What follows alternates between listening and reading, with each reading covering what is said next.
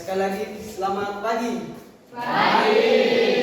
Baik, sebelum kita memulai seluruh aktivitas kita dalam kegiatan belajar kita pada hari ini, saya minta satu orang untuk pimpin kita dalam doa. Ketua kelas bisa untuk memimpin kita dalam doa. Ayo silakan ketua kelas. Ayo kita semua.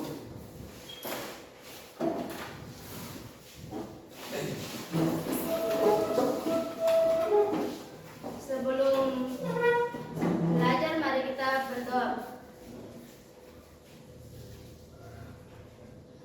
Berdoa mulai.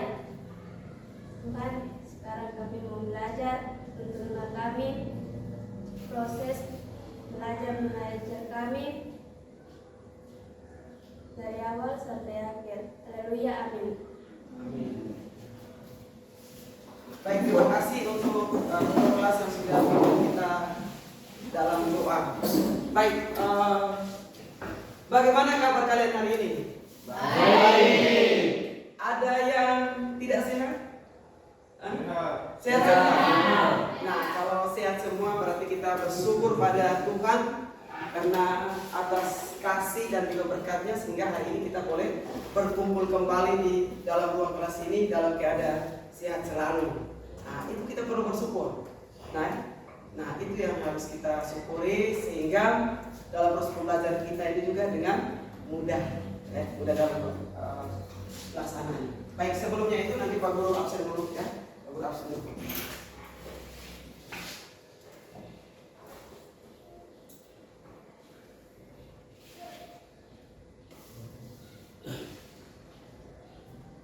Adrian Kuite Sepire.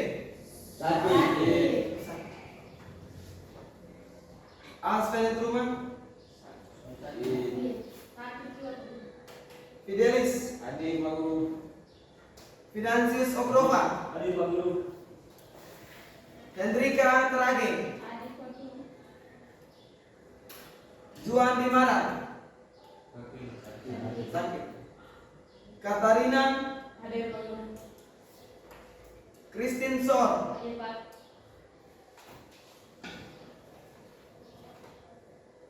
Christine Laura Busayor. Marsanda Kruben. Regina Agu Korban. Ricky Ricardo Manibui. Adik Pak. Rio Lumi. Adik. Samuel Sibia. Yohanes Kruben. Adik. Yosefina Mariana Tobin. Tera Martin. Adik. Tera Martin. Semangat ya. Baik, terima kasih untuk kehadiran kalian pada hari ini ya. Kehadiran kalian hari ini dengan kehadiran kalian itu memberikan motivasi juga untuk saya ya. Memberikan motivasi untuk saya karena kehadiran kalian itu sangat bermakna untuk saya hari ini ya. Nah untuk itu kita hari ini kita mempersiapkan diri dengan baik ya, kita persiapkan diri untuk mengikuti proses pembelajaran kita pada pagi hari ini ya. Saya minta supaya kita tuh harus cerah, harus semangat ya, penuh dengan sebuah rasa optimis itu penting ya. Optimis itu penting. Nah sebelumnya itu kita sebelum memulai ini kita semua berdiri, kita menyanyikan lagu nasional ya. Semuanya berdiri, ayo. Tangan di sini ya, tangan boleh. Tangan semua di sini. Semua perhatian, nanti perhatian di monitor depan. Oke, semuanya perhatikan di depan.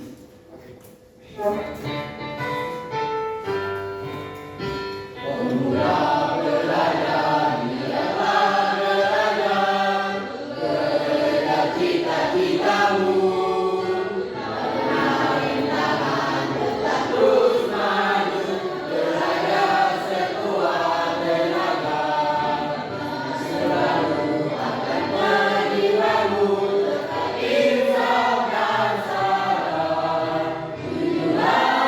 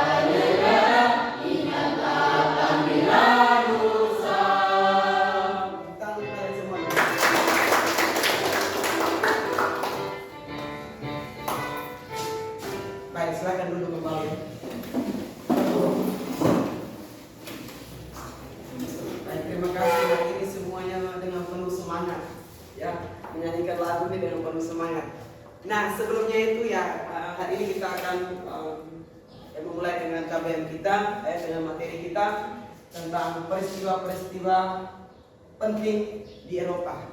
Nah, sebelumnya itu nanti Pak Guru bertanya dulu ya, materi kita minggu kemarin sampai di mana? Materi minggu kita kemarin. Kerajaan yang bersorak. Kerajaan, coba berdiri silakan. Materi kita yang kemarin itu kerajaan yang bersorak, agraris dan maritim. Kerajaan Hindu Buddha, Islam, ya, Yang bersorak, bercorak, agraris agraris dan apa? maritim. Maritim. Yang lain silakan. Yang lain. Materi kita minggu kemarin. Berdiri, ayo silakan. Tentang apa? Tentang kerajaan Hindu Buddha dan juga Islam. Ya, disampaikan oleh Osin tadi bahwa tentang sifat ataukah karakter dari kerajaan itu ada sifat agraris dan juga maritim, bersifat maritim. Nah, coba Osin dijelaskan kembali. Coba dijelaskan kembali tentang corak agraris, tentang sifat agraris dan juga sifat maritim. Silakan. Ayo silakan berdiri. Baik, terima kasih atas waktu dan kesempatan yang diberikan kepada Pak Guru. Saya akan menjelaskan kembali bagaimana sifat agraris dan maritim. Agraris itu bercocok tanam seperti pegunungan. Mereka pekerjaan sehari-hari sepertinya petani, menanam, berkebun. Kalau di maritim itu mereka hidup seperti di pinggir laut. Mereka bisa mencari ikan, nelayan, dan lain sebagainya. Seperti itu. Baik, terima kasih tepuk tangan untuk Osin. Seperti yang disampaikan oleh Osin bahwa kemarin kita sudah belajar tentang bagaimana kita mengkaji tentang kerajaan Islam dan juga tentang kerajaan Hindu Buddha. Nah, di mana dia mengetahui bahwa sifat dasar tentang bagaimana pembagiannya corak ataukah sifat dari agraris dan juga maritim. Nah, di mana maritim itu dia memberikan kesimpulan bahwa maritim itu berarti pertama bahwa letak secara geografisnya itu berada di tepi pantai. Lalu kehidupannya itu dalam kehidupan ekonominya itu lebih banyak untuk apa? Untuk apa? Untuk apa? Untuk sebagai nelayan. Artinya mereka lebih banyak ke pelayaran dan perdagangan, ya, pelayaran perdagangan. Lalu agraris itu berarti secara geografis lebih banyak letaknya di daerah daerah-daerah tertentu. Nah, lalu dari segi ekonomi itu lebih banyak mereka apa? Mereka lebih banyak untuk apa? Bercocok tanam, bertani, berkebun, berternak. Nah, itulah menjadi ciri khas dari agraris dan juga maritim. Nah, terima kasih Osin, terima kasih. Nah, hari ini saya membawa kalian ke Eropa sana. Ya. Hari ini saya membawa kalian ke Eropa. Yes. Nah, hari ini kita akan mengkaji kembali Eropa tentang peristiwa-peristiwa penting yang terjadi di Eropa. Peristiwa-peristiwa penting yang terjadi di Eropa. Nah, ini tentang topik permasalahannya itu nanti tentang Renaissance, merkantilisme, reformasi gereja, Aufklärung dan juga revolusi industri. Nah, itu adalah materi yang harus kita pelajari pada hari ini. Ya. Saya ulang kembali tentang peristiwa-peristiwa penting di Eropa, Renaissance, merkantilisme, reformasi gereja, Aufklärung dan revolusi industri. Nah, ya, perhatikan ya. Baik.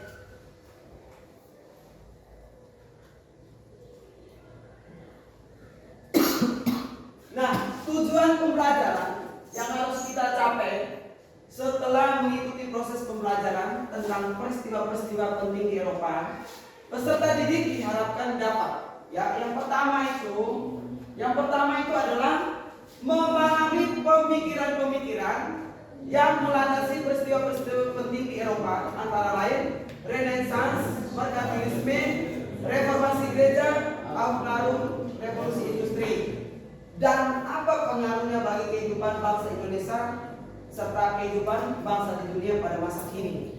Itu yang pertama, ya. Nah, lalu yang kedua, menganalisis dan menarik kesimpulan dari data yang dikumpulkan terkait pemikiran-pemikiran yang melandasi peristiwa-peristiwa penting di Eropa. Ya, antara lain Renaissance, merkantilisme, ya reformasi gereja, pengaruh revolusi industri dan juga pengaruhnya bagi kehidupan bangsa Indonesia dan bangsa di dunia pada masa kini. Itu yang kedua. Nah, lalu yang ketiga itu membuat karya tulis tentang pemikiran-pemikiran yang melandasi peristiwa-peristiwa penting di Eropa. Nah, itu adalah tujuan pembelajaran yang harus kita capai pada proses pembelajaran kita hari ini dengan materi tentang pemikiran-pemikiran penting yang terjadi di Eropa. Nah, sebelumnya itu saya mau bertanya kepada kalian. Kalau seandainya dalam perkembangan kehidupan kita sekarang, di era teknologi ini, nah, kalau kita ini, seandainya sebelumnya itu kita mengenal tentang perkembangan ini, kalau seandainya kita hidup itu 24 jamnya itu kita dalam situasi gelap, itu mungkin apa yang terjadi? Coba. Kalau kita ada 24 jam ini semuanya gelap. Semuanya gelap. Apa yang terjadi? Tidak bisa apa? Tidak bisa lihat. Saya tidak bisa lihat apa lagi? Apakah saya bisa lihat ini antara saya dengan Anda ini? Bisa tidak? Tidak ya? Lalu selain itu apa lagi? Rasa takut ada. Kalau gelap pasti takut. Tera Martin pasti takut ya? Benar tidak Tera Martin? Pasti takut. Lalu Mario Lumi takut tidak kalau dalam keadaan gelap? Takut. Kalau ini takut juga. Ini takut. Artinya takut dan tidak bisa melihat. Yang benar. Ya. Kalau seandainya kita 24 jam itu gelap. Nah hari ini konteksnya itu sama.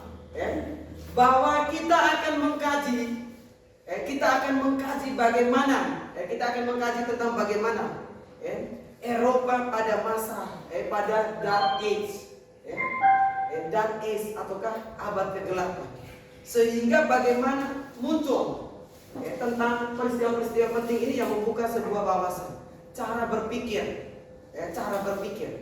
Nah, itulah yang menjadi pokok permasalahan kita pada hari ini. Kalau rasa takut dan tidak bisa melihat, nah hari ini kita akan melihat cahaya. Hari ini kita akan bisa menjadi berani. Nah, itulah kita akan mengkaji. Nah hari ini untuk permasalahannya itu bahwa materi yang nanti kita kaji hari ini yang menjadi pokok permasalahan itu adalah tentang Renaissance, merkantilisme dan juga tentang reformasi gereja. Itu ada 3 pokok permasalahan yang harus kita kaji pada hari ini. Ya, yang harus kita kaji. Nah, nanti Australia dengan revolusi industri itu kemudian nanti pertemuan yang berikutnya. Nah, untuk itu saya minta sekarang kita untuk kembali ke kelompok. Kita nanti kelompok silakan untuk bergegas kembali ke kelompok. Silakan satu bisa kursi itu bisa tarik ke sini bisa. Bergegas ke kelompok masing-masing.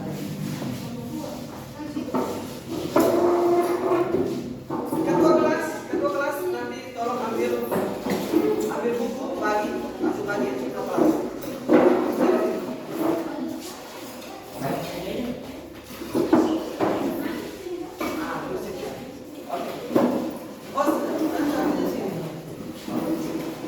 Biasa tidak apa-apa nanti di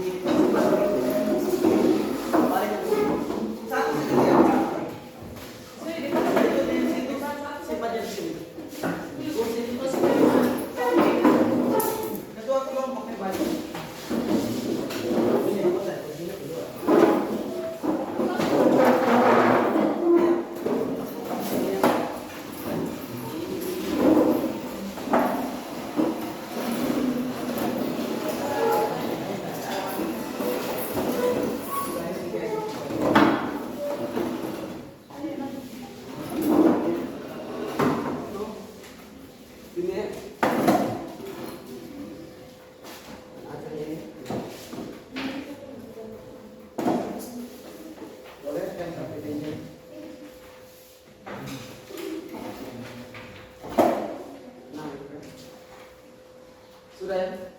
Nah, kalau ya sudah ya. Nah, itu di situ ada LKPD ya, ada LKPD-nya ada. Lalu ada teks untuk review materi untuk bahan presentasinya ada di situ ya.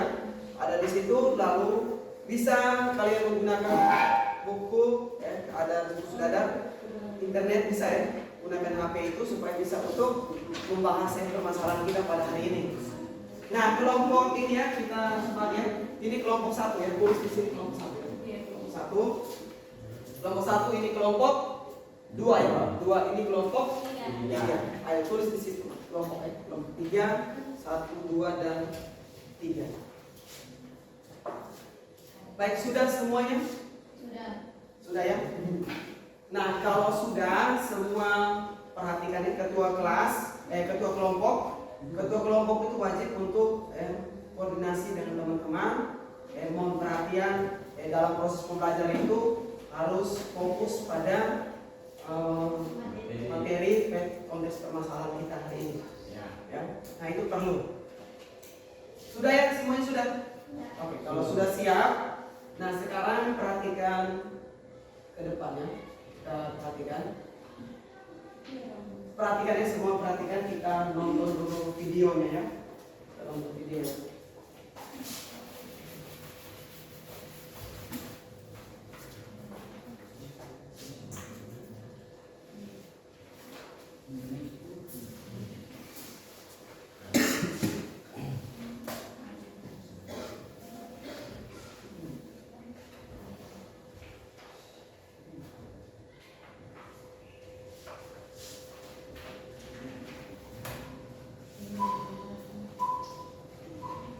Warahmatullahi wabarakatuh.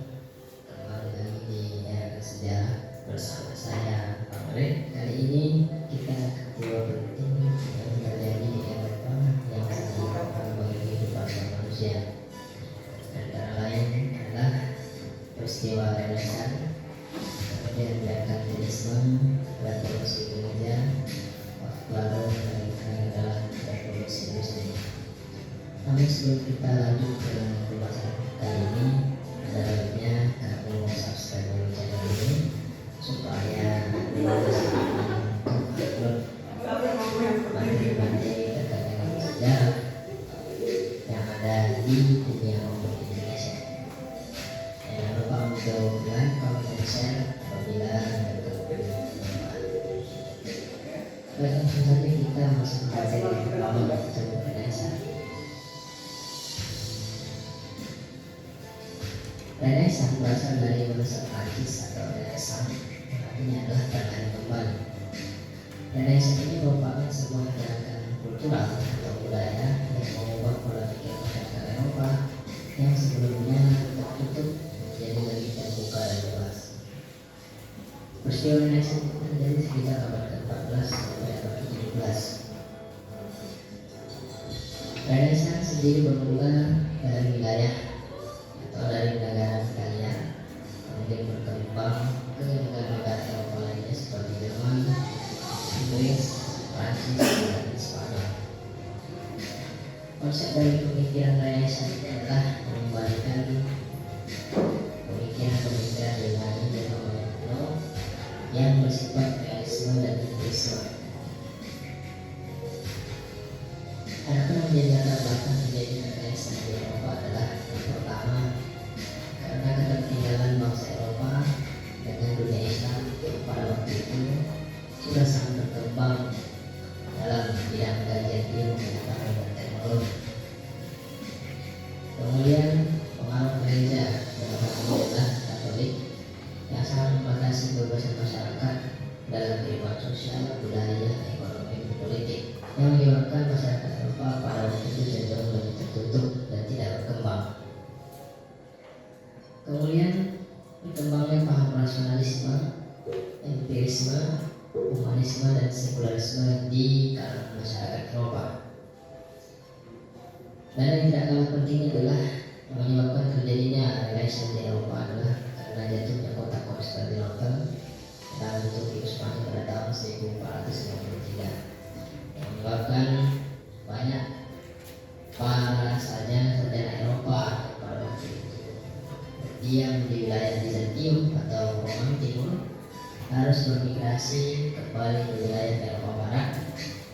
Selain itu, faktor yang menyebabkan Renaissance muncul di Eropa adalah munculnya bakat pedagang dan pelabuhan yang makmur di Eropa. Ini yang menyebabkan salah satu terjadinya interaksi antara orang-orang Eropa dengan orang-orang Arab yang pada waktu itu sudah lebih maju dalam kerjaan tekniknya, sehingga sarjana-sarjana Eropa yang kemudian belajar atau mempelajari pengetahuan yang sudah diterjemahkan oleh cendekiawan Muslim yang pada waktu itu sudah berhasil menerjemahkan karya-karya Yunani dan Romawi kuno dalam bahasa Arab dan kemudian dipelajari kembali oleh sarjana-sarjana Eropa. Kemudian yang tak kalah penting adalah munculnya kaum Borjuis sebagai kelompok yang mampu menyaingi kekuatan kaum bangsawan. Jadi sebelum masa Renaissance, kaum bangsawan dan bangsawan merupakan salah satu kelompok yang menguasai sendi-sendi pemerintahan dalam sebuah negara maupun kerajaan. Tapi setelah munculnya kaum Borjuis atau para pengusaha dan pedagang, menyebabkan kekuatan bangsawan pada waktu itu berangsur-angsur mulai melemah.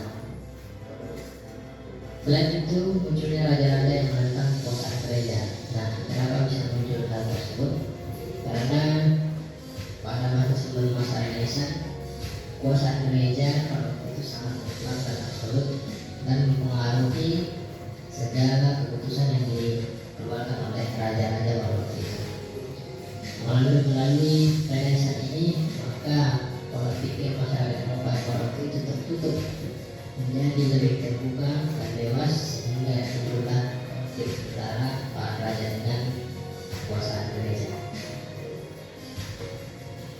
Selanjutnya dapat disimpulkan dari Renaissance ini adalah yang pertama munculnya paham liberalisme atau kebebasan individu dalam bertindak, berperilaku, dan berpikir tanpa harus dibatasi oleh aturan yang mengatasnamakan agama.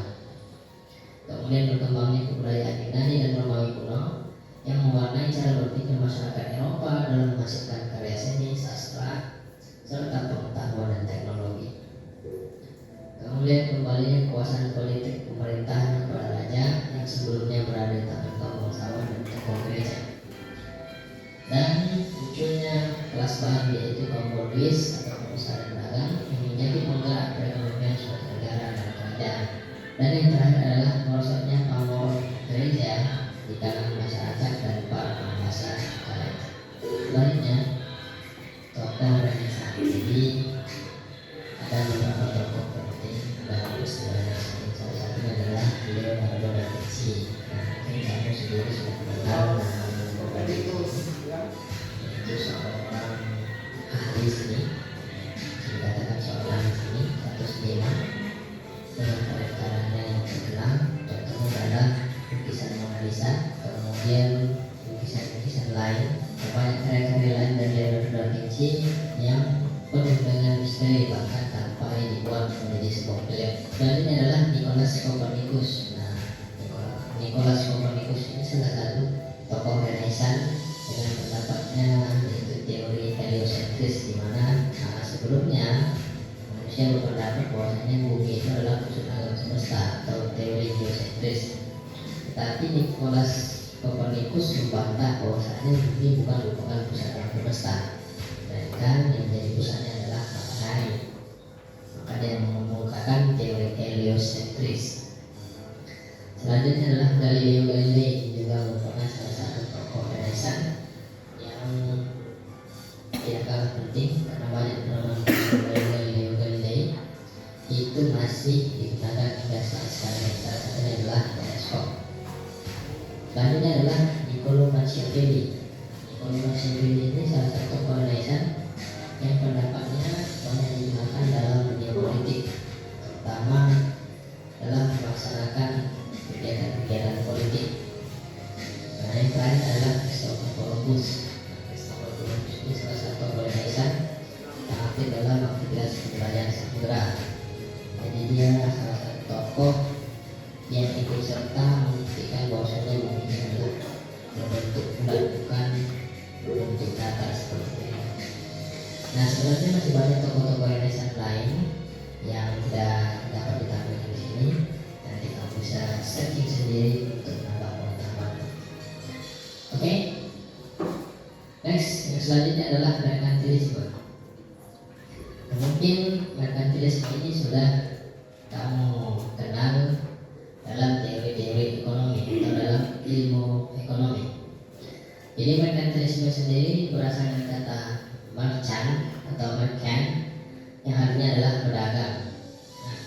Merkantilisme ini sebenarnya mengacu pada teori ekonomi yang memprioritaskan kegiatan perdagangan sebagai upaya untuk menutup kekayaan suatu negara. Merkantilisme sendiri diartikan sebagai sebuah sistem ekonomi yang digunakan untuk memperkuat kedudukan negara atau kerajaan melalui kegiatan perdagangan. Merkantilisme ini terjadi sekitar abad ke-16 sampai ke-18, di mana ini juga terjadi di wilayah Eropa, yaitu mulai dari Inggris, Prancis, kemudian Spanyol. Yang utama dari konsep merkantilisme ini adalah di mana logam mulia atau emas dijadikan sebagai alat yang digunakan untuk mengukur kekayaan suatu negara. Lanjut, latar belakang munculnya merkantilisme. Jadi yang pertama itu adalah karena munculnya negara-negara merdeka di Eropa, contohnya Inggris, Jerman, Prancis, Italia, dan Belanda. Jadi pasca dari terjadinya Renaissance pada abad ke-15, negara-negara merdeka seperti Inggris, Jerman, Prancis, Italia, dan Belanda lahir, kemudian menerapkan sistem ekonomi merkantilisme ini sebagai sistem ekonomi negara. Selanjutnya adalah karena adanya keinginan untuk mempertahankan kedaulatan, kebebasan, dan kesejahteraan. Jadi merkantilisme ini sebagai sistem ekonomi digunakan untuk memperkuat kedudukan suatu negara dan mempertahankan kedaulatannya serta kebebasan dan meningkatkan kesejahteraan masyarakat atau rakyat. Selain itu, yang menyebabkan terjadinya merkantilisme adalah karena adanya persaingan ekonomi. Jadi setelah muncul negara-negara merdeka di Eropa pada waktu itu, terjadilah persaingan ekonomi sehingga butuh ekonomi yang kuat untuk dapat bertahan hidup. Nah, pada saat itu logam mulia atau emas menjadi suatu ukuran standar kemakmuran yang dimiliki oleh suatu negara, sehingga emas pada waktu itu sangat berharga dan sangat dicari oleh orang-orang Eropa.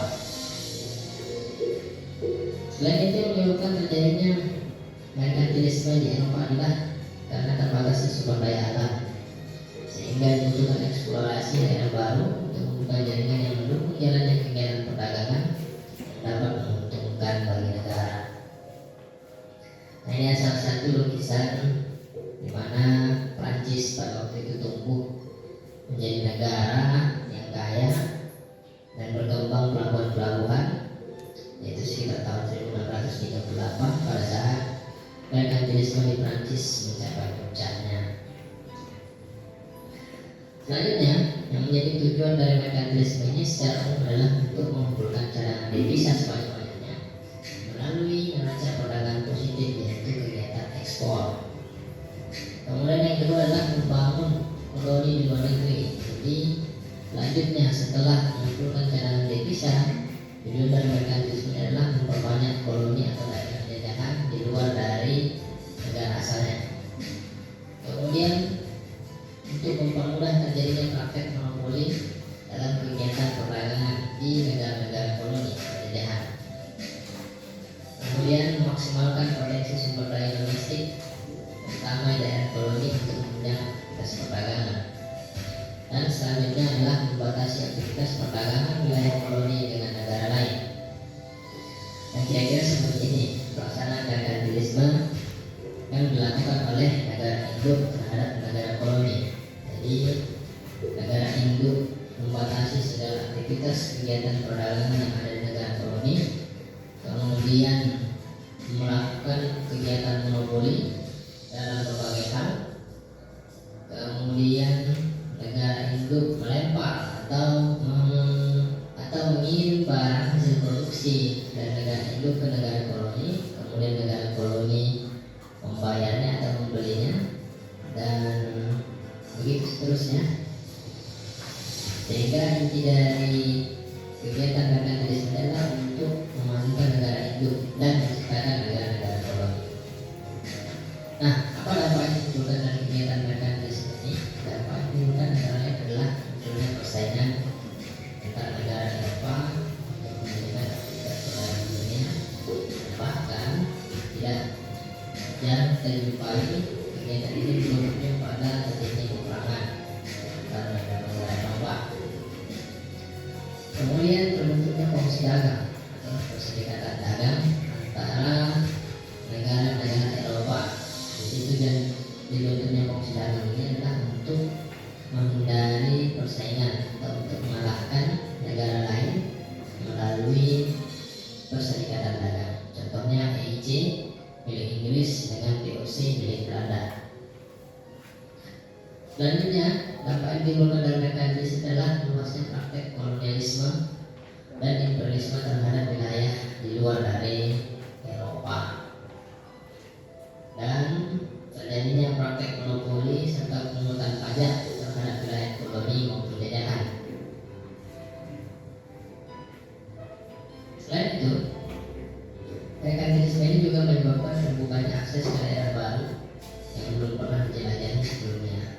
Jadi mekanisme ini mendorong terjadinya aktivitas penjelajahan untuk eksplorasi daerah-daerah yang belum terjamah untuk diambil kekayaan atau sumber daya alamnya. Nah, ini salah satu peta daerah koloni Eropa hingga tahun 1800. Seperti kita lihat di sini, pada tahun 1800 Spanyol masih memiliki wilayah terluas atau wilayah yang terluas atau koloni terluas daripada negara-negara Eropa lainnya. Nah, nanti ketika 1800 ke atas itu berbalik, di mana Inggris yang hampir menguasai seluruh dunia. Oke, next. Ya, yang terakhir adalah tokoh dalam pelaksanaan merkantilisme. Antara lain adalah Jean Baptiste Colbert, kemudian ada Jane Gooding, kemudian ada Thomas More. Nah, itulah tadi tentang peristiwa-peristiwa penting di Eropa, yaitu Renaissance dan merkantilisme. Untuk materi selanjutnya kita akan membahas tentang revolusi gereja. Jangan lupa untuk like, comment, subscribe video ini.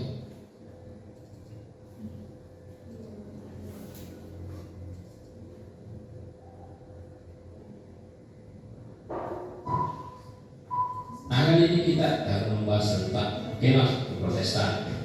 Nah, reformasi gereja merupakan sebuah gerakan radikal yang mengkritik ajaran dan pengaruh Katolik yang menjelma menjadi feodalisme hingga abad ke-15 di benua Eropa. Kapan dan di mana reformasi gereja ini berawal?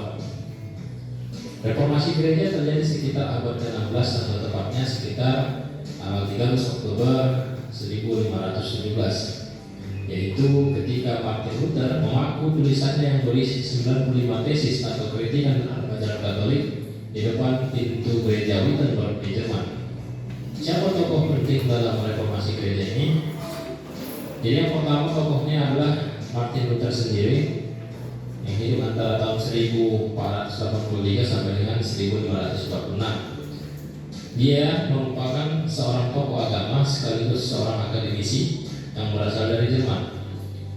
Martin Luther merupakan tokoh yang mempelopori terjadinya aksi protes terhadap kebijakan gereja Katolik yang diawali dengan kebijakan gereja yang menjual surat pengampunan dosa atau yang disebut dengan indulgensi. Nah, Martin Luther menganggap bahwasanya tindakan yang dilakukan oleh gereja tersebut atau gereja Katolik pada waktu itu tidak sesuai dengan ajaran Kristiani itu sendiri. Selain itu, dia juga memprotes melalui 95 kritikan yang ditempelkan pada dinding gereja Wittenberg tadi. Martin Luther juga memprotes beberapa kebijakan-kebijakan gereja yang sudah jauh menyimpang dari ajaran Kristiani yang sebenarnya, di mana gereja dengan mengatasnamakan agama melakukan tindakan-tindakan di luar dari ajaran Kristiani itu sendiri. Nah, selanjutnya tokoh yang kedua adalah yang tidak kalah penting, yaitu Johannes Calvin yang hidup antara tahun 1509 sampai dengan 1564. Johannes Calvin ini merupakan seorang teolog yang berasal dari Prancis. Nah, seperti Martin Luther juga, Calvin juga dikenal sebagai tokoh yang menentang pengaruh Katolik di Eropa. Nah, ajaran Calvin ini dianggap sebagai orang yang meletakkan dasar-dasar teologis dalam ajaran Kristen Protestan. Nah, berkat dari pengaruh Calvin, ajaran Kristen Protestan tersebar ke seluruh Eropa dan bahkan ke dunia internasional. Ini ada kaitannya dengan penyebaran agama Kristen di Indonesia juga. Nah, selanjutnya, apa yang menyebabkan terjadinya reformasi gereja di Eropa? Reformasi gereja ini tidak langsung serta-merta terjadi begitu saja. Sebenarnya reformasi gereja ini sudah berawal sejak dari ketika masa sebelum Renaissance dimulai, yaitu ketika adanya kemudian dalam organisasi kegerejaan di Eropa Barat pada waktu itu, yang mana kerajaan Romawi Suci yang memuncak pada masa kepausan yang terletak di Avignon. Nah, kepausan Avignon ini merupakan salah satu periode dalam Gereja Katolik Roma, yaitu antara tahun 1305 sampai dengan 1308, di mana terjadi perpindahan yang sebelumnya Paus bertempat atau tinggal di Roma, kemudian pindah ke Prancis, tepatnya di daerah Avignon, di mana Paus memerintah dari wilayah Prancis. Nah, selain itu, banyak terjadi penyimpangan dalam praktek gereja Katolik yang tidak sesuai dengan ajaran Kristiani yang sebenarnya. Misalnya korupsi, nepotisme, dan kebijakan-kebijakan lain yang mengatasnamakan agama. Contohnya adalah pada saat masa Paus Leo ke-10, di mana terjadi penjualan indulgensi yang dilakukan oleh pihak gereja Katolik yang memicu permasalahan sosial di kalangan masyarakat Eropa pada waktu itu, sehingga menimbulkan protes yang dilakukan oleh Martin Luther dengan menempelkan 95 nota protesnya di dinding atau di depan pintu gereja Wittenberg di Jerman. Selain itu, yang menyebabkan terjadinya reformasi gereja ini adalah karena campur tangan gereja Katolik dalam urusan politik dan pemerintah sangat besar, di mana raja atau proses pengangkatan raja itu harus melalui izin dari seorang paus pada waktu itu, sehingga hal tersebut menimbulkan banyak konflik antara penguasa kerajaan dengan pihak gereja atau gereja Katolik pada waktu itu. Selanjutnya, yang menyebabkan terjadinya reformasi gereja di Eropa adalah karena terjadinya Renaissance yang mendorong lahirnya pemikiran-pemikiran baru yang mengkritisi sikap gereja yang konservatif dan absolut.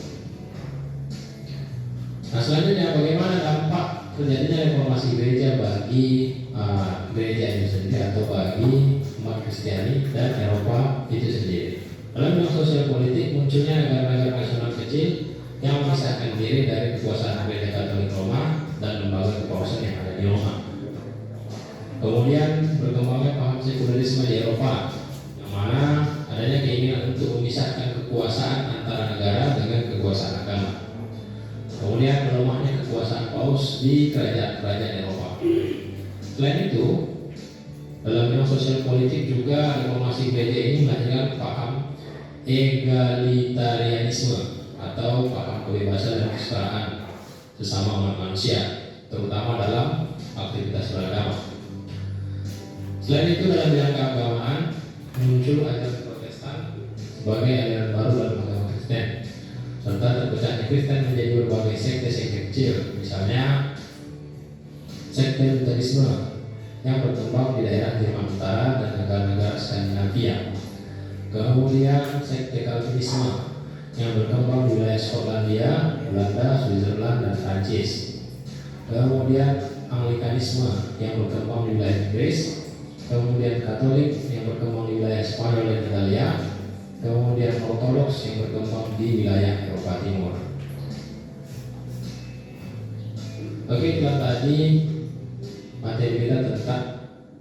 Baik, setelah kalian menonton video, nah sekarang kita mengamati gambar ya, perhatikan gambar. Nah itu ada tiga gambar ya, ada beberapa gambar itu, perhatikan ya. Nah gambar pertama ini merupakan pengaruh dari masa Renaissance. Lalu gambar yang kedua ini tentang kalian perhatikan juga di RKPD-nya ada, RKPD apakah di ban daripada. Lalu yang kedua itu tentang pengumpulan pada masa merkantilisme, tentang gold, mengumpulkan emas yang sebanyak-banyaknya. Lalu yang ketiga itu adalah tentang gambar tentang bagaimana pengaruh reformasi gereja. Nah itu adalah ketiga gambar tentang bagaimana pengaruh tentang peristiwa penting yang terjadi di Eropa. Nah setelah kalian mengamati video, lalu melihat gambar yang ada, kira-kira kesan apa yang Anda petik tentang peristiwa-peristiwa penting yang terjadi di Eropa? Kira-kira kesan apa yang Anda petik? Silakan. Ayo. Kira-kira kesan apa yang Anda petik tadi? Kelompok 1 silakan. Kira-kira apa yang kalian petik tadi? Sebelum nanti sebentar kita membahas secara lebih lanjut tentang pokok permasalahan yang harus kita cari bersama sebentar. Ayo silakan. Kira-kira kesan apa yang ingin Anda sampaikan? Silakan. Baik, terima kasih atas waktu dan kesempatan yang telah diberikan oleh Pak Guru kepada kami. Jadi kesan dari gambar di depan itu seperti terjadi Renaissance. Renaissance itu karena faktor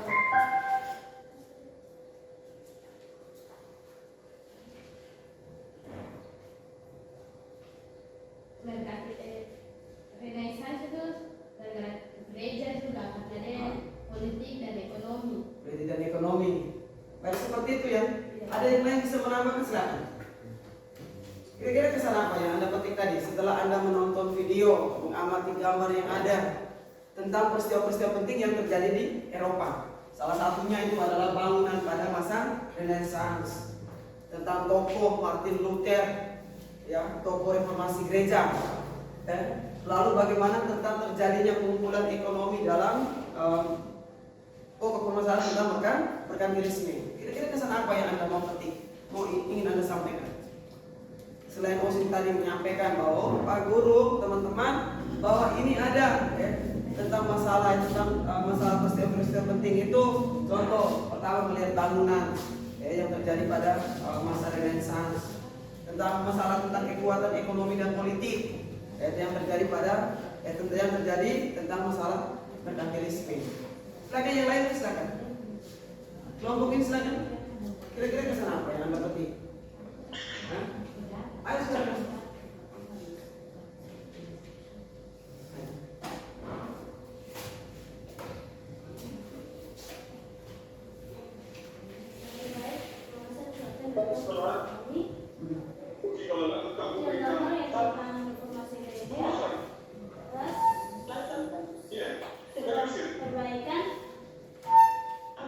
Perbaikan adalah kembali pada ajaran gereja yang lurus.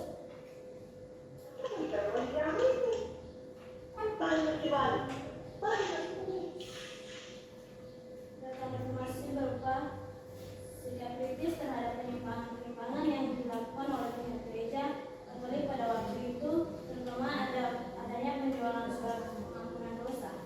Baik, seperti itu ya. Baik, terima kasih tepuk tangan untuk dia. Nah, jadi apa yang dia sampaikan pertama tentang masalah tentang reformasi gereja yang dia nonton tadi video, bahwa tentang bagaimana sikap kritis terhadap ajaran agama Katolik saat itu. Nah, sehingga terjadinya reformasi gereja yang ditentu oleh Martin Luther.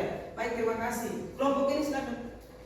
Kira-kira kesan apa yang Anda mau petik setelah Anda mengamati video tadi?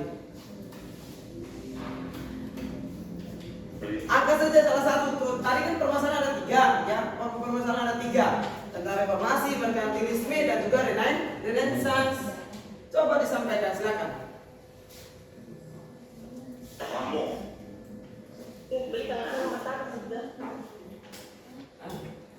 Ayo satu orang silakan berdiri. Baik, merkantilisme mungkinnya negara-negara merdeka di Eropa, negara tersebut ingin mempertahankan kedaulatan, kebebasan dan kesejahteraan rakyat. Seperti itu. Baik, terima kasih. Nah, jadi pokok permasalahan yang disampaikan kelompok ini tentang merkantilisme, masalah merkantilisme, bagaimana mengumpulkan kekuatan ekonomi, supaya bagaimana kehidupan negaranya itu lebih maju, lebih makmur, dalam arti mengumpulkan emas sebanyak-banyaknya. Nah, itu adalah pokok permasalahan yang nanti kita bahas hari ini, tentang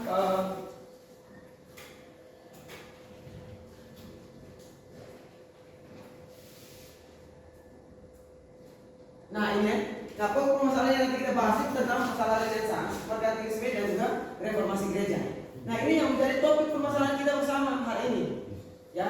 Nah, untuk itu nanti kita dalam kita kembali untuk mereview kita punya materi, mereview kita punya materi, lalu jawab, kerjakan latihan di dalam LKPD yang ada.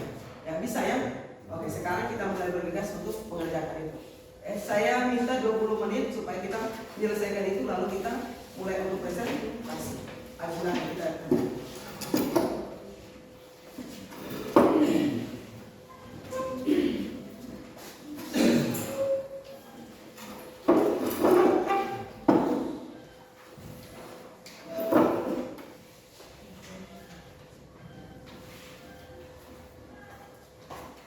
Kerjakan sendiri kursus 6 blok yang depan, lalu diselesaikan di dalam latihan LKPD-nya di dalam. Boleh satu orang ini bisa kelompok kalian bisa untuk ini ya, ini untuk presentasinya sebentar. Direview lagi kembali materinya. Boleh kalian cari ya, di modul, bisa di buku itu, bisa di internet, bisa. Ya, bisa. Supaya sebentar saat presentasinya ini kalian menyampaikan tentang topik permasalahan kita hari ini, ya, Renaissance, lalu merkantilisme dan juga reformasi gereja. Disampaikan itu. Nah, lalu teman yang lain itu bisa untuk mengerjakan ini LKPD-nya ini, ya, disampaikan dulu presentasinya ini, lalu sampai ke LKPD-nya. Untuk seperti selesaikan dulu lembaran presentasinya kalian diselesaikan, lalu LKPD ini juga bisa untuk dikerjakan, diselesaikan. Ya, bisa ya.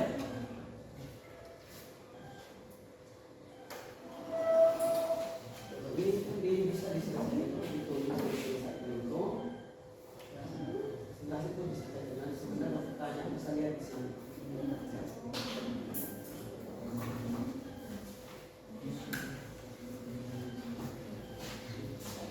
Boleh ini diselesaikan juga, diisi semua ya.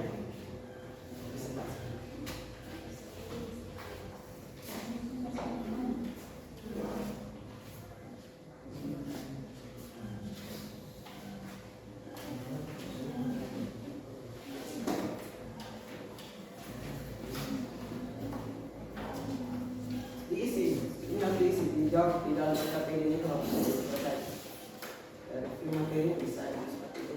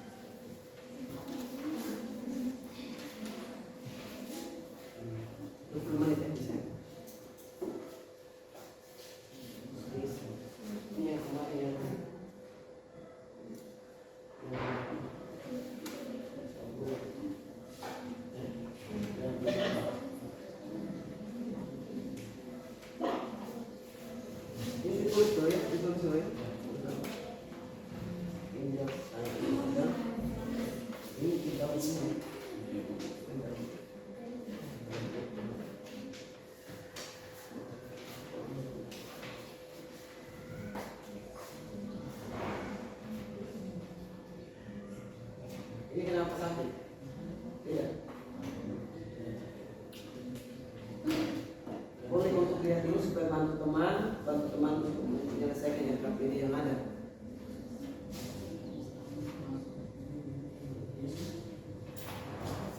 Secara gambaran umum saja ya.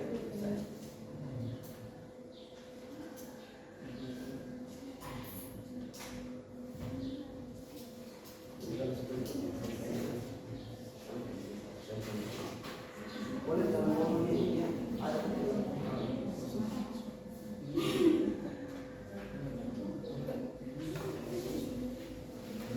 Jadi selesaikan itu.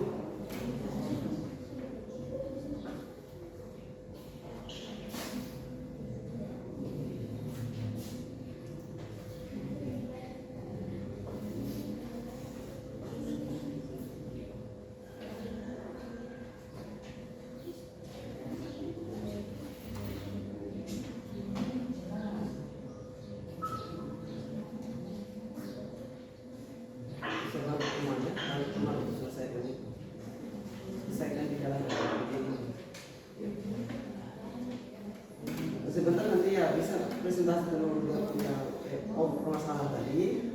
lalu menjawab soal-soal yang ada dalam SKPD. Begitu.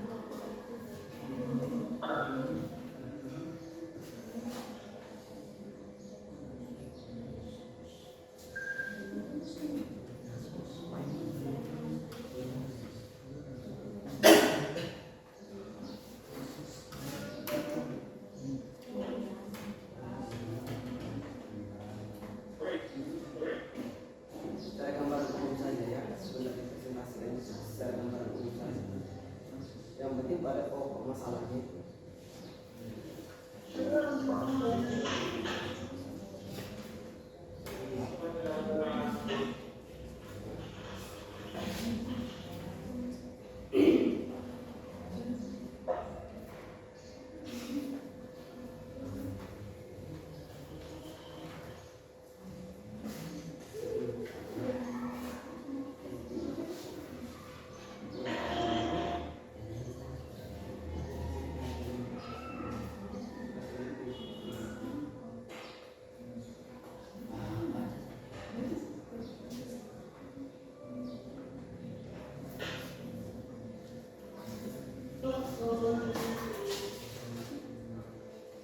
Ini ada yang buku bisa gunakan lagi buku. Ada masih. Ini bisa gunakan lagi buku. Gunakan buku semua.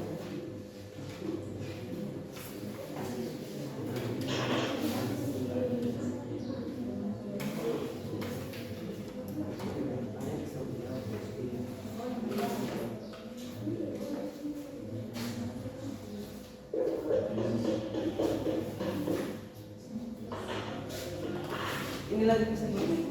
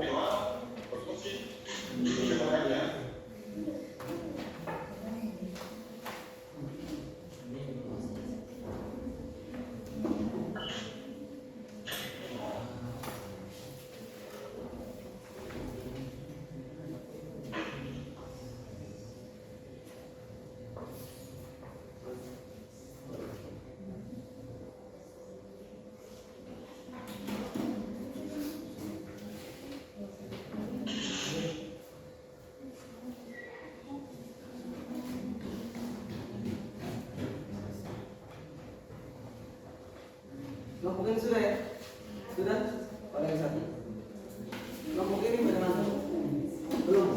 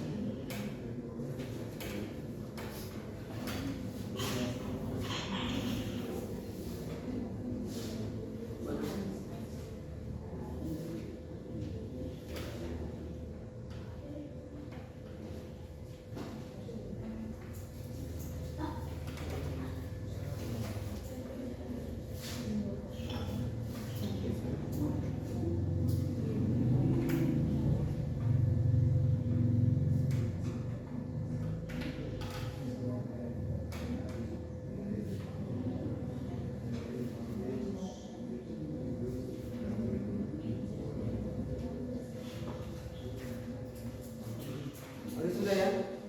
Sudah ya? Sudah. Kelompok ini sudah.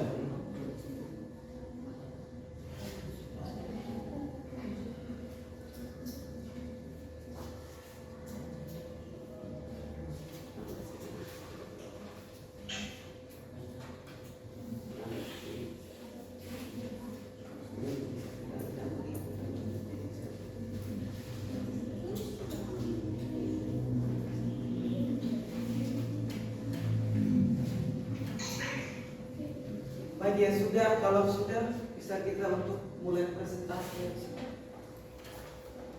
Untuk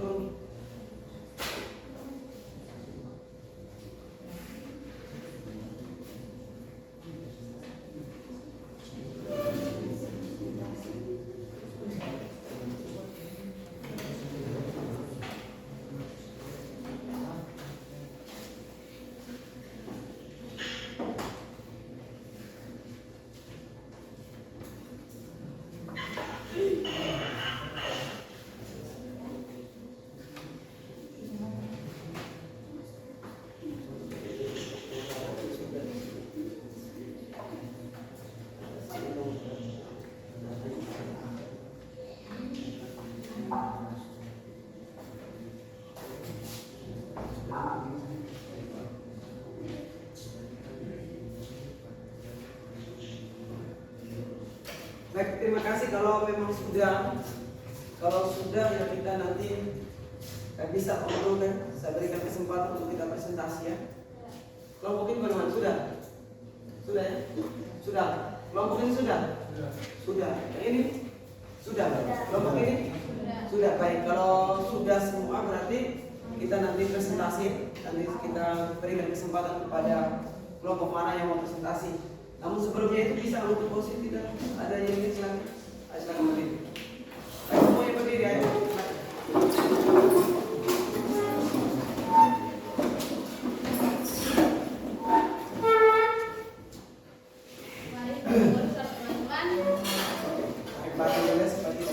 Biar kita lebih semangat, mari kita bersatu dalam jaring sebelum mengikuti proses belajar mengajar kita. Semangat belajar sejarah. Semangat belajar sejarah.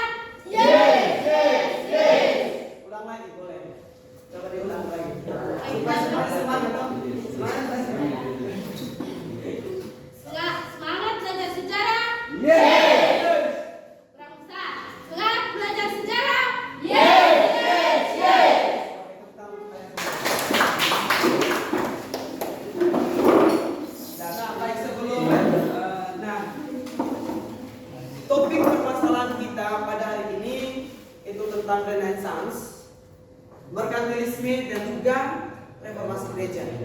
Nah, jadi Pak Guru nanti berikan kesempatan kepada kelompok mana saja, kelompok 1, 2 atau 3 untuk mempresentasikan kembali hasil kajian kalian tentang 3 topik permasalahan ini. Masalahnya itu sama, ya. Setiap kelompok itu masalahnya sama, 3 permasalahan itu. Nah, saya berikan kesempatan kepada kelompok mana saja yang mau untuk presentasi terlebih dahulu. Kelompok 1 bisa? Bisa? Oke, terima kasih. Kita berikan kesempatan kepada kelompok 1. Baik, terima kasih atas waktu dan kesempatannya pada kami kelompok 1 perwakilannya. Baik, kita akan masuk di Renaissance. Ya, Renaissance ini pada abad pembaharuan Renaissance adalah kurun waktu dari abad ke-14 sampai abad ke-17 Masehi. Dalam sejarah Eropa, kurun waktu ini merupakan masa peralihan dari abad pertengahan akhir zaman modern.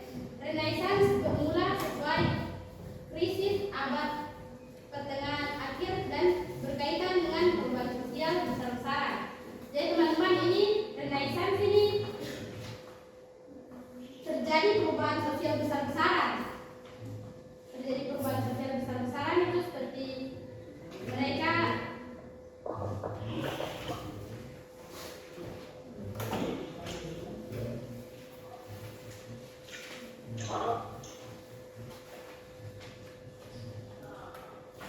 Renaissance merupakan satu peralihan dari abad pertengahan ke abad modern.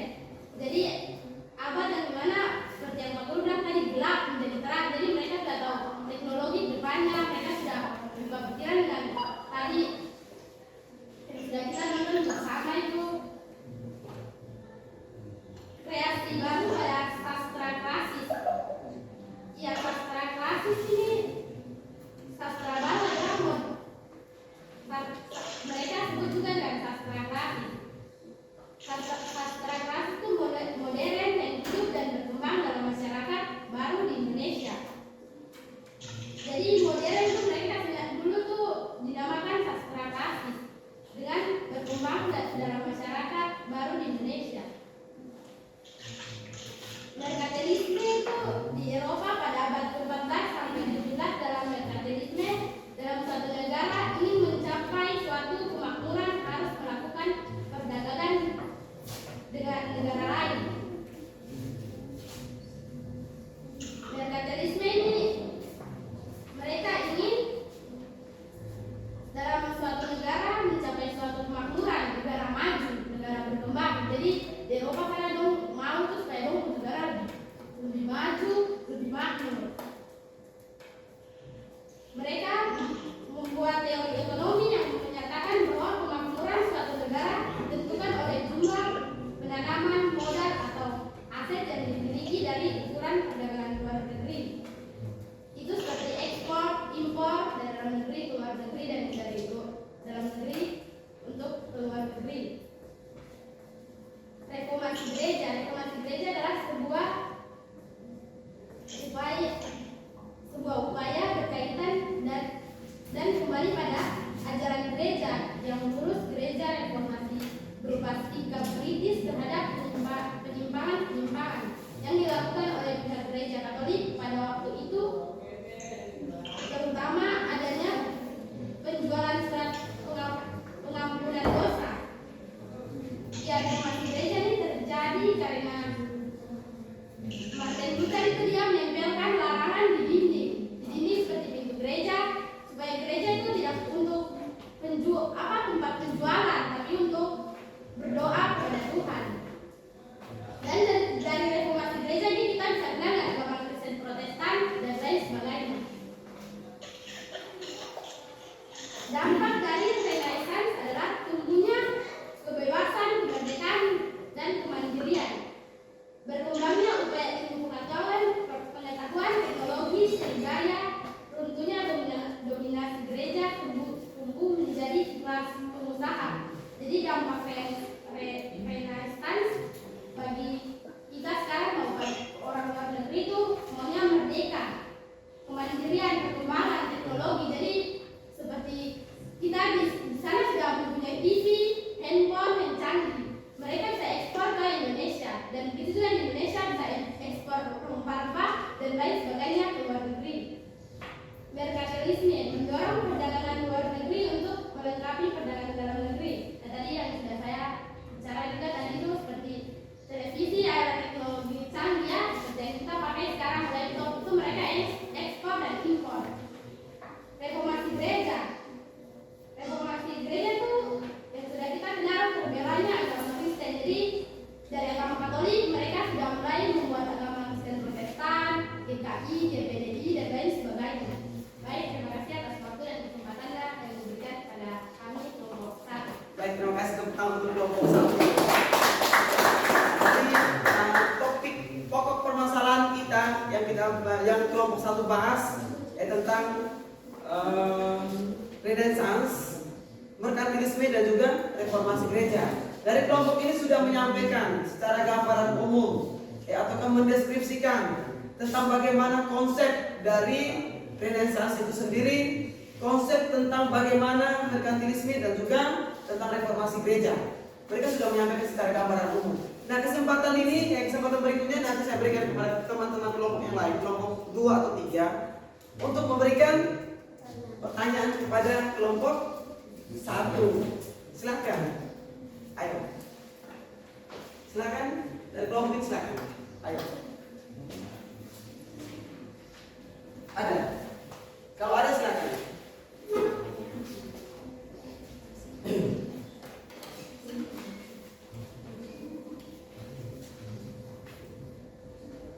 Ayo silakan, ada pertanyaan silakan ya.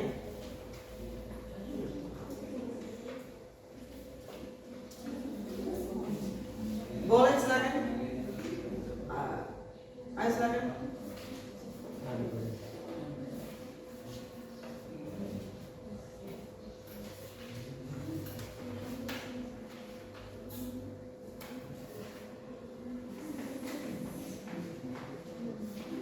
Ayo silakan, ada pertanyaan silakan. Boleh pertanyaan dari sini bisa? Boleh ya. Ya. Ayo silakan. Ya, boleh. Kelompok 2 silakan. Oke, kelompok 2 memberikan pertanyaan silakan. Kelompok itu silakan. Kalau ada pertanyaan silakan. Untuk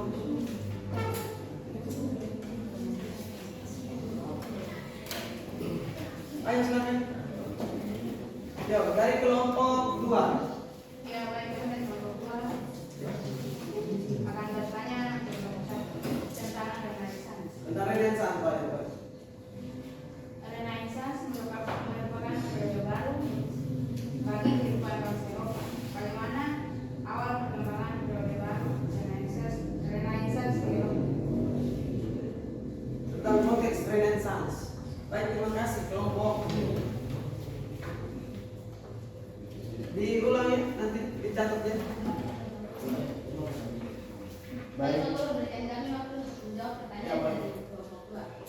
Boleh tunggu dari kelompok ini, silakan ada pertanyaan silakan. Baik, terima kasih atas waktu yang diberikan kepada kami kelompok 3. Kami akan memberikan pertanyaan dari kelompok 1. Bagaimana perkembangan reformasi gereja di Inggris? Ya, bagaimana perkembangan reformasi gereja di Inggris? Lalu ini tentang konteks Renaissance ya. Baik, terima kasih. Ada lagi silakan. Ada lagi. Silakan.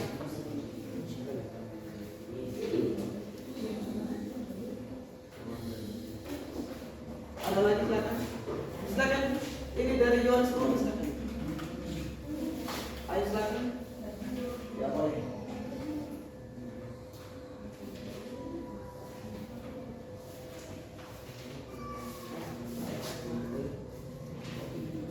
Ya baik, kami dari kelompok 2 akan bertanya kepada 1 tentang diri.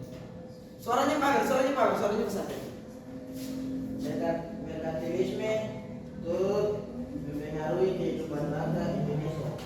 Bagaimana pelaksanaan merkantilisme di Indonesia?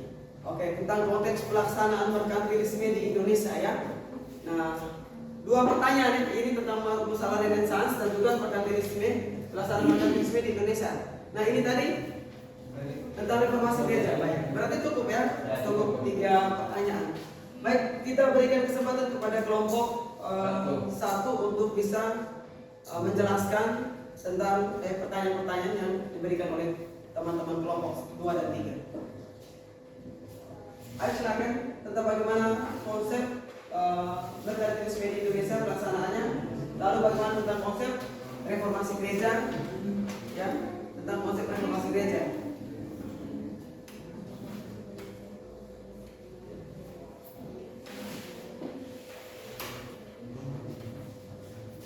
Tentang konsep itu ya. Oke, baik. Kami dari kelompok 1 akan menjawab pertanyaan dari kelompok 2. Renaissance merupakan periode baru bagi kehidupan bangsa Eropa. Bagaimana awal perkembangan periode Renaissance di Eropa? Jadi di Eropa itu mulai membaik dengan sering berkembangnya Renaissance. Masa Renaissance itu ditandai dengan kelahiran kembali budaya Yunani dan Romawi, dicirikan oleh penghargaan terhadap etika, estetika, dan rasionalitas. Ya. Jadi mereka itu berkembang dengan etika, mereka berpikir baik, berpikir negatif, tidak ada lagi penjajahan. Mereka sudah mulai merdeka dan maju.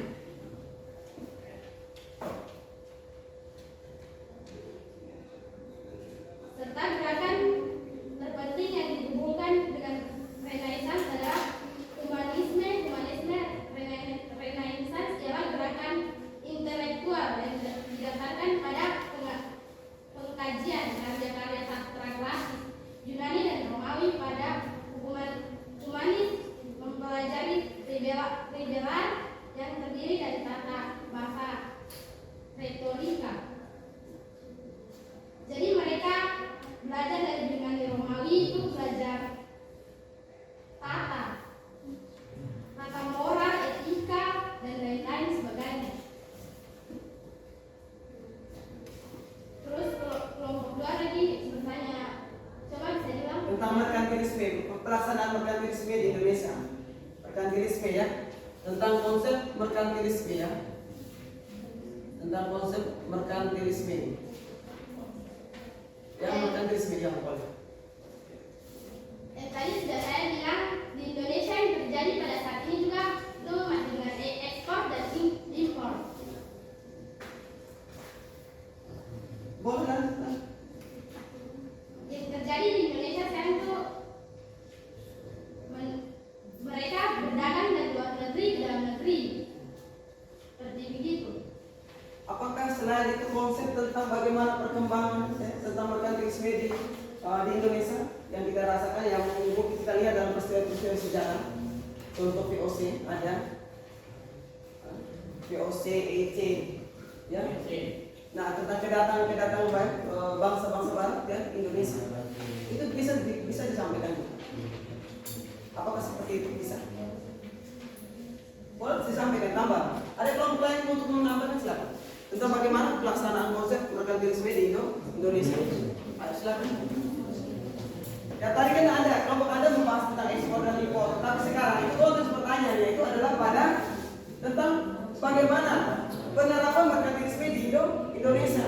Nah, seperti itu. Ayo, kelompok ini bisa menambahkan, silakan. Tentang konsep itu. Bagaimana penerapannya di Indonesia? Merkantilisme di Indonesia. Sudah bisa temukan?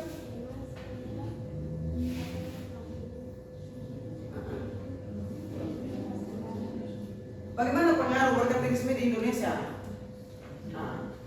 Di Indonesia, bagaimana merkantilisme? Oke, silakan disampaikan. Kalau ada silakan disampaikan. Teman-teman bisa menambahkan. Oke, bisa menambahkan. Terima kasih atas waktu kepada kami kelompok 3. Kami akan menambahkan dari kelompok 1. Ya. Merkantilisme untuk mengumpulkan emas dan perak Ya, boleh. atau logam mulia.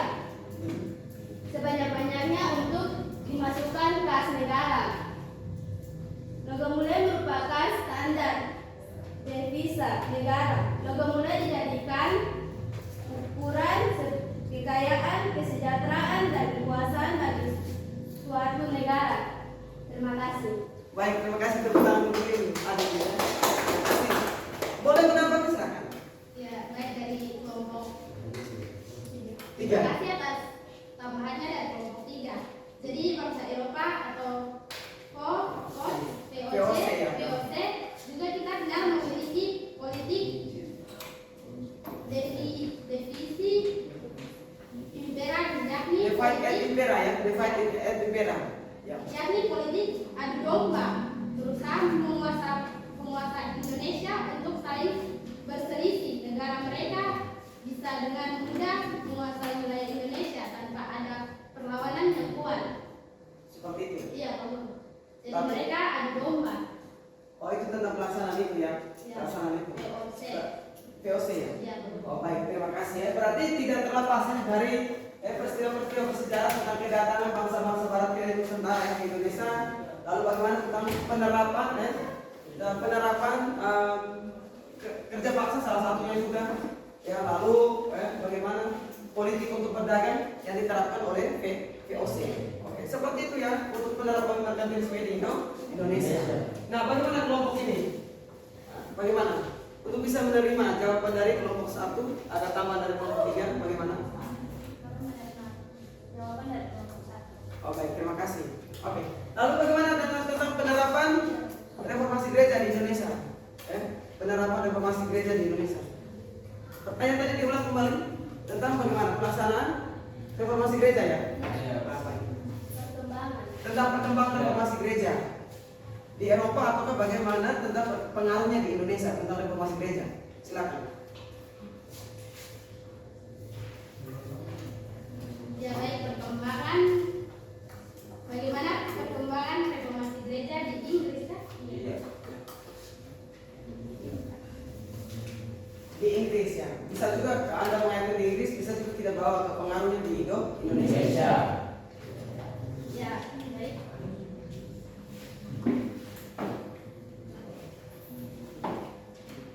Jadi pada abad ke-14 sampai ke-17 itu reformasi gereja terjadi sebagai upaya untuk memperbaiki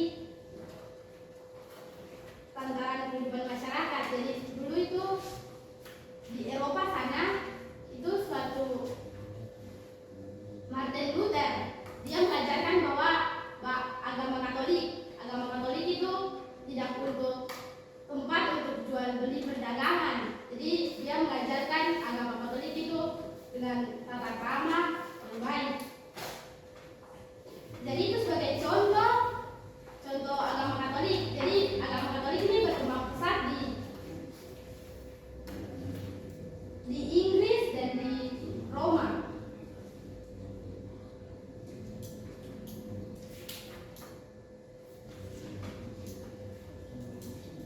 Lalu bagaimana tentang pengaruhnya reformasi gereja itu di Indonesia? Bagaimana pengaruhnya itu? Ya, pengaruhnya, bagaimana pengaruhnya?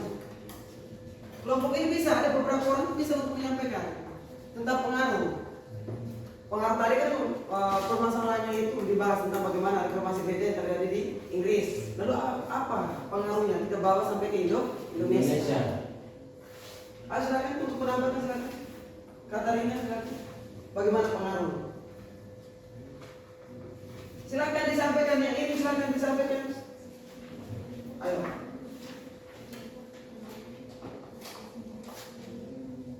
Ataukah kelompok ini bisa menambahkan silakan? Kelompok ini bisa menambahkan tentang pengaruh reformasi gereja?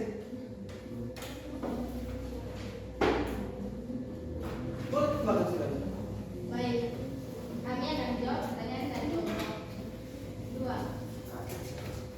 Jadi perkembangan reformasi gereja di Indonesia. Jadi sekarang kita kenal dengan agama Katolik, ada juga Kristen Protestan, GPDI dan GBI dan lain-lain. Jadi semua itu mengajarkan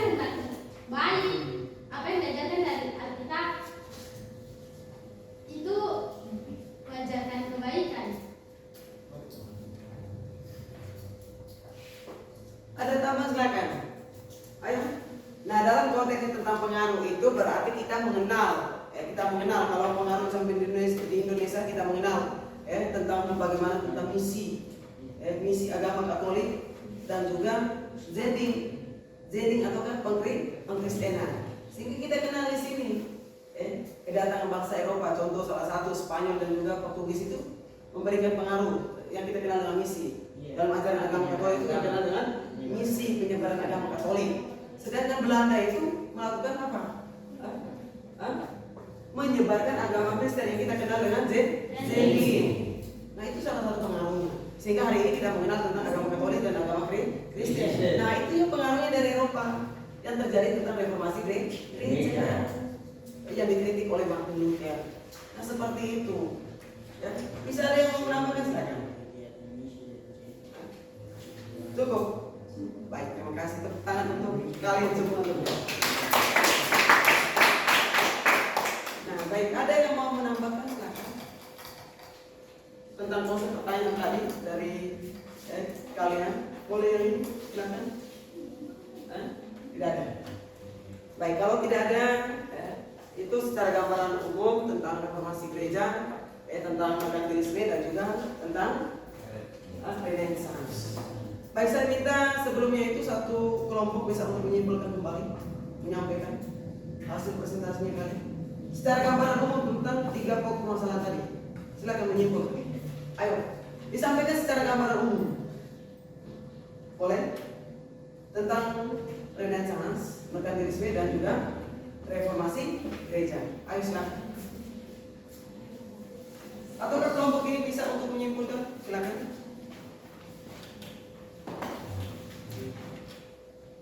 Kelompok ini silakan untuk menyimpulkan secara gambaran umum.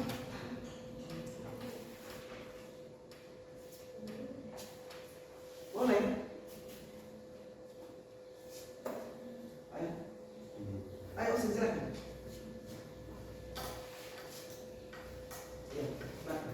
Baik, terima kasih atas waktu dan kesempatan. Jadi yang kita pelajari hari ini Renaissance, merkantilisme, reformasi gereja itu sampai sekarang ini juga masih kita pakai. Dan kesimpulan dari kami,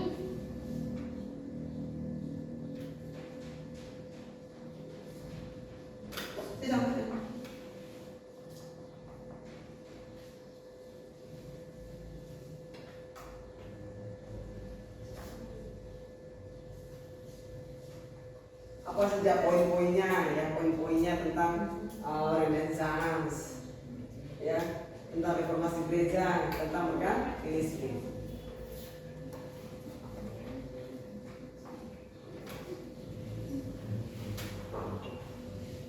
Boleh? yang baik Renaissance itu bermula mulai kritis abad pertengahan akhir dan berkaitan dengan perusahaan sosial besar-besaran. Reformasi gereja itu,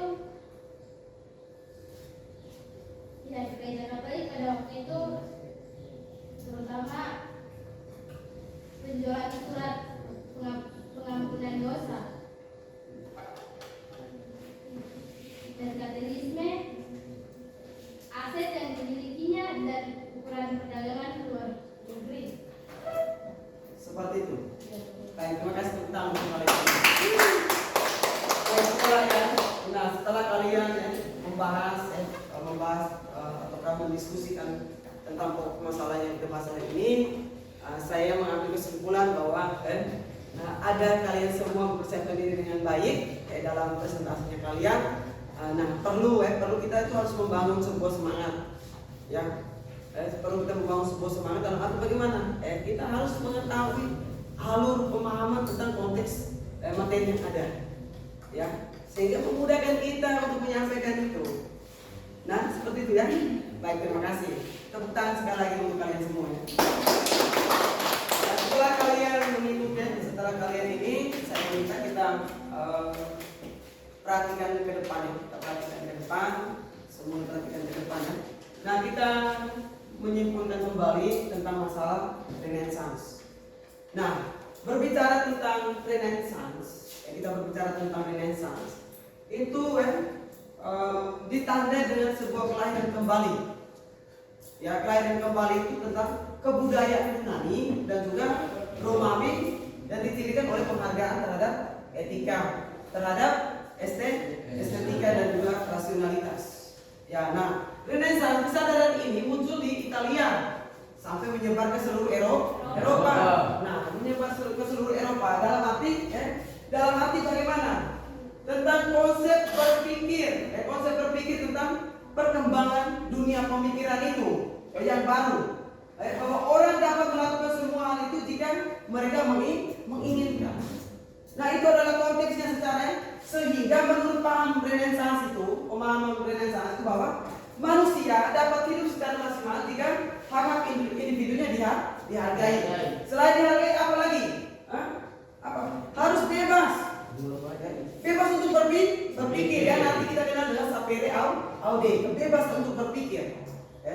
Kebebasan untuk berpendapat yang mungkin sebelumnya itu masuk dalam ancaman ke-8. Semua aturan, semua pemikiran itu hanya berpatok pada apa? Pada gereja. Bagaimana kita membuka wawasan itu?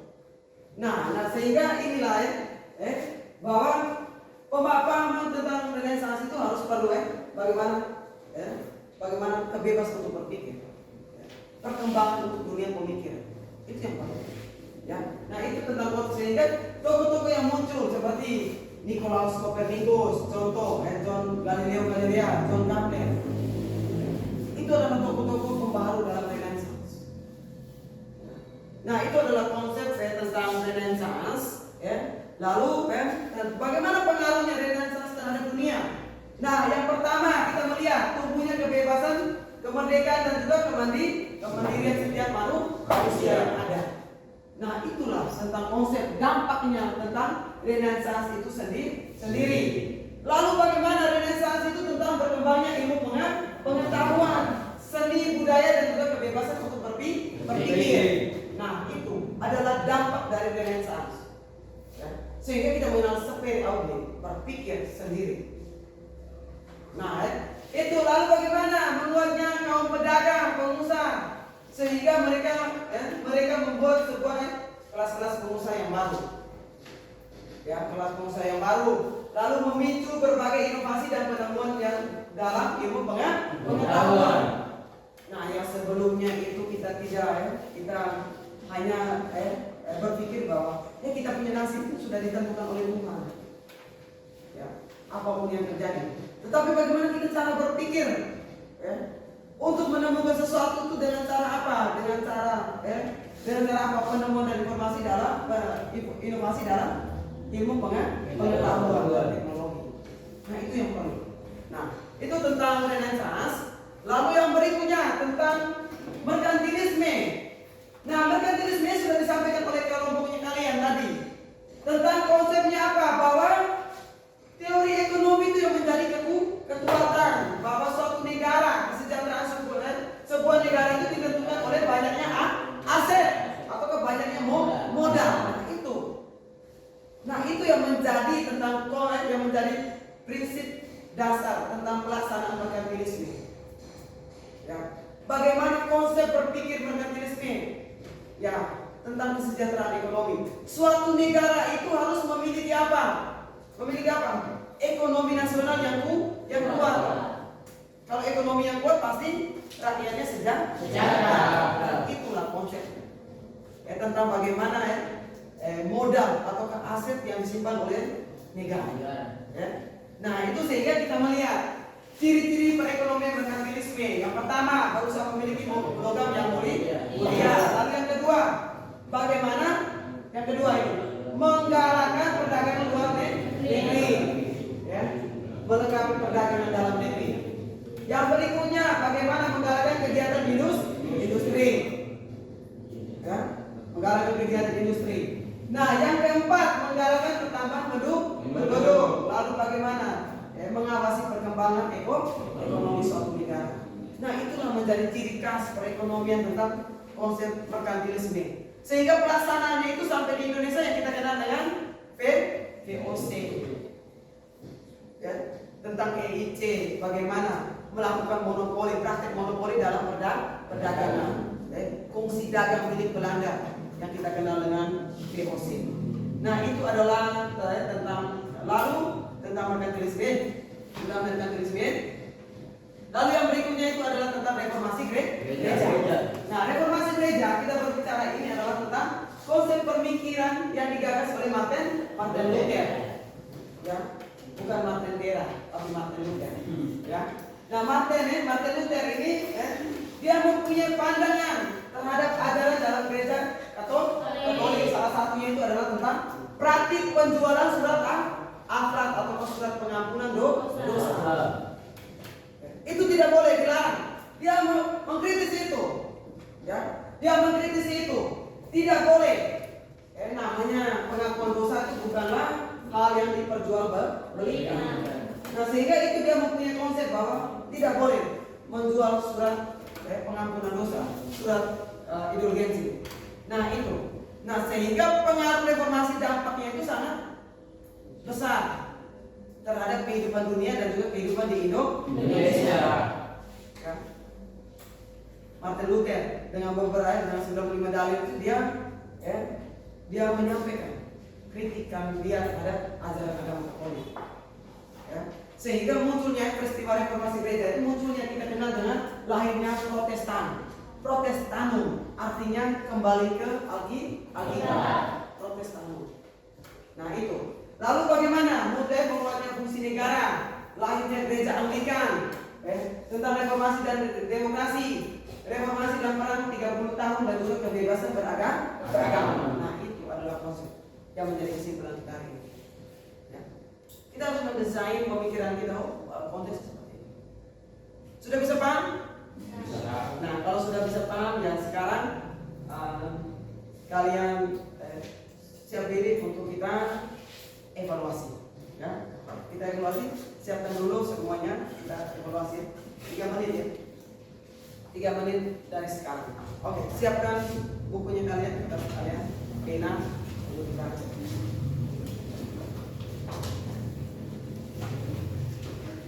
Bukunya untuk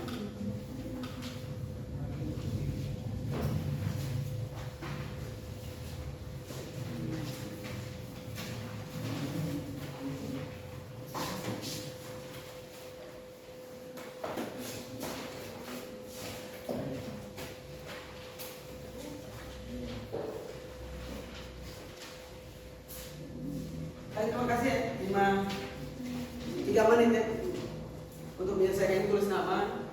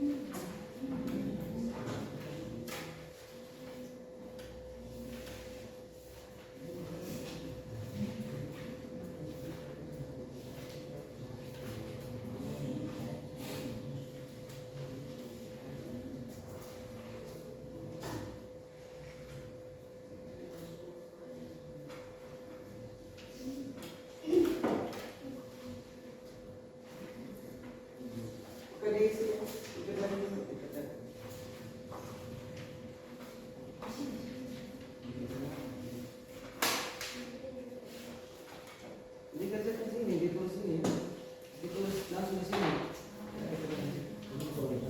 Ayo, kerja. Terus satu.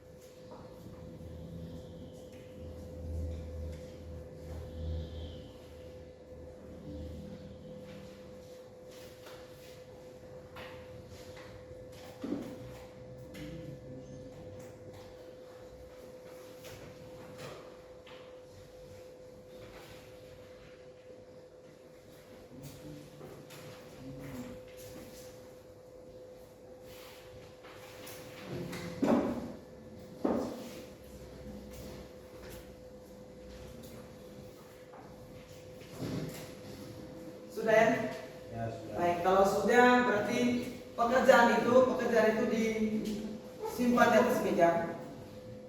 Dengan tadi pekerjaan LKPD-nya kalian juga disimpan di atas meja, buku disimpan rapi.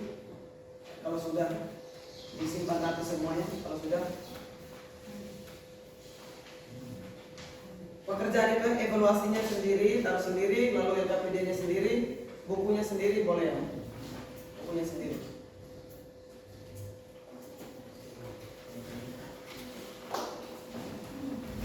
Simpan ini, simpan rapi.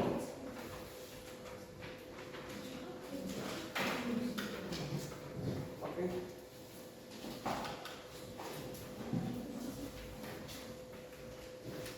Baik, sudah. Kalau sudah, berarti semua perhatikan ke depan, ya. Semua perhatikan ke depan. Nah, setelah kalian mengikuti aktivitas kegiatan belajar mengajar kita hari ini, ya, saya memberikan sebuah apresiasi untuk kalian semua, ya. Semuanya terus semangat. Ada yang tidak semangat pun, terima kasih, ya. Ada yang tidak semangat pun, terima kasih. Nah, jadi untuk hari ini, nah, kelompoknya satu kelompok Osin. Yang mana kelompok Osin? Ketuanya siapa? Kelompok satu. Ketuanya siapa? Osin. Osin. Nah, ini ya. Pak Guru berikan remote ini. Bintangnya ini. Bintang 100. Ya. Bintangnya 100. Nah, ini. Gambar seperti ini. Lalu kelompok 2 mana? Kelompok 2. Kelompok 2 bisa juga gambarnya 100 lagi ya. Kalian bisa 100. Kelompok 3 mana? Sama dengan kalian 100. Baik, terima kasih untuk kalian semua. Nah, ini ya. Nah, jadi untuk pertemuan berikutnya itu kita kembali untuk belajar tentang peristiwa-peristiwa penting di Eropa. Tetapi ya, materi yang nanti kita pelajari itu adalah tentang Aufklärung dan revolusi industri. Nah, jadi mulai hari ini pulang itu sudah mulai mencari, ya, sudah mulai mencari di internet ataukah cari di buku, terserah, ya, kita mencari sehingga saat kita untuk mendiskusikan seperti ini lebih mudah kita cerna. Nah, jadi itu ya. Jadi hari ini kita sudah membahas materi ada tentang reformasi gereja, makan diri sendiri dan juga renaissance. Itu dibaca ulang, dan dibaca ulang kembali, ya, sehingga bermanfaat untuk kita mau menghadapi ujian. Ya, seperti itu. Sekali lagi terima kasih tentang untuk kalian semua.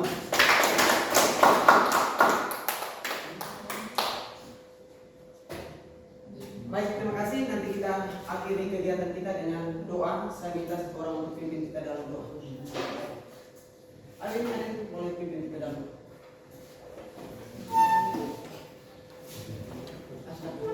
Ayo semuanya kita berdiri.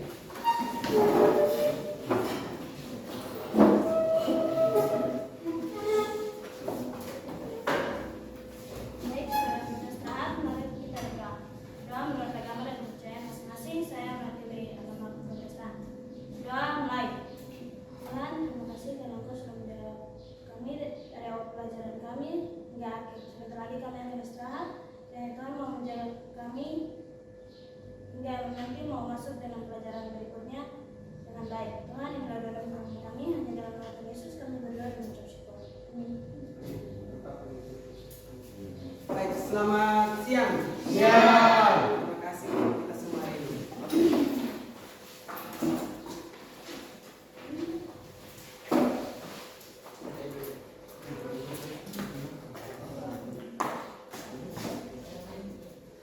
Assalamualaikum.